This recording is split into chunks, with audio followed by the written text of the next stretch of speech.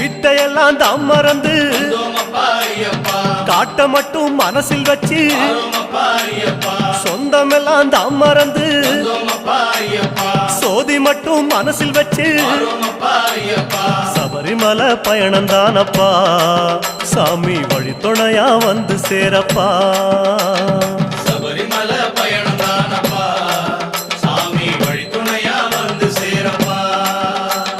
பன்புலி போல் வாகனத்தில் வாழையாறு வழி கடந்து சேர நாடு தாம் புகுந்து சேருமிடம் தான் நினைச்சு